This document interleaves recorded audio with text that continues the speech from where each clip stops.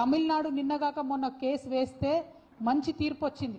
3 to 4 months లోపల రాష్ట్రపతి గారు బిల్లు వెనక్కి పంపాలి. Either accept or reject or you discuss.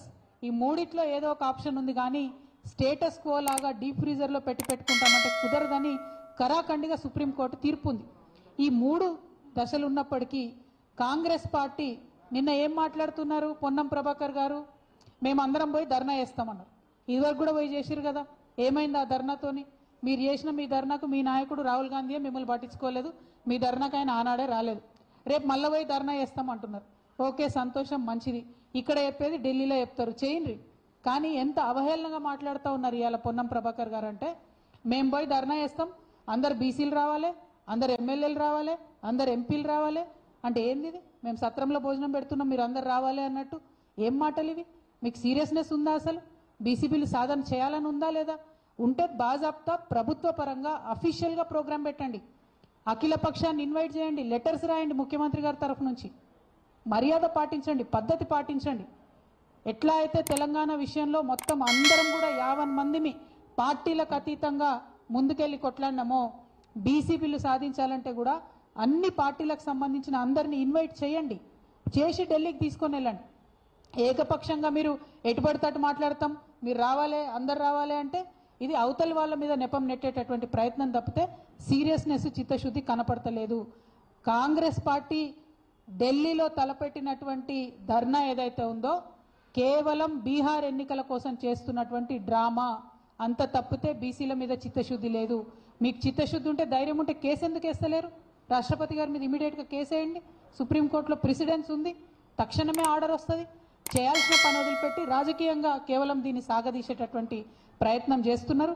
ఇక బీజేపీ అయితే ఎంత దారుణం అంటే, వాళ్ళు మాట్లాడితే మేము బీసీ సీఎం అంటారు, బీసీ పీఎం అంటారు తప్పితే నిజంగా బీసీ బిడ్డల పక్షాన నిలబడాల్సిన సమయం ఇది. కానీ ఈ సమయంలో నిలబడకుండా తప్పించుకొని తిరుగుతున్నారు. 2 కేంద్ర మంత్రులు ఉన్నారు ఇక్కడ. మరి తెలంగాణ బీసీ బిడ్డల ఆవేదన ఇది అని మాత్రం వాళ్ళు ఒక్క మాట కూడా మాట్లాడతలేరు, చెప్తలేరు. ఇది చాలా దారుణం.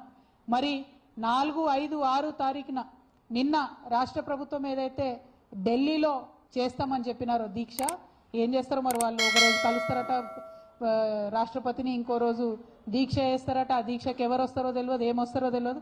ఆ కన్ఫ్యూజన్ దీక్ష పక్క పెడితే ఒక నిజమైనటువంటి నిబద్ధతతో కూడినటువంటి 72 గంటల నిరాహార దీక్షను నేను చేయబోతా ఉన్నాను హైదరాబాద్లో 4, 5, 6 తారీఖున.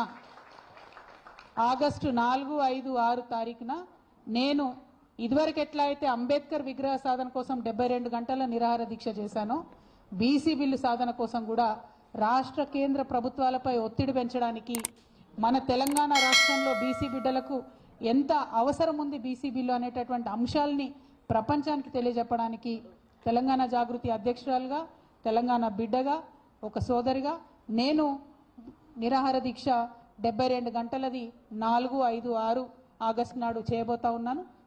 దీనికి సంబంధించి మేము ప్రభుత్వానికి కూడా ఇమీడియట్గా పర్మిషన్ కోసం పెట్టుకుంటాం. వాళ్ళు పర్మిషన్ ఇస్తే మంచిది, ఇవ్వకపోతే ఎక్కడ వీలైతే అక్కడ కూర్చొని 72 గంటలు మాత్రం ఖచ్చితంగా దీక్ష చేస్తాం. నాకున్న కాన్ఫిడెన్స్, నాకున్న విశ్వాసం ఏంటంటే అంబేద్కర్ విగ్రహం సాధించడానికి ఉమ్మడి ఆంధ్రప్రదేశ్లో 72 గంటలు నేను నిరాహార దీక్ష చేసిన.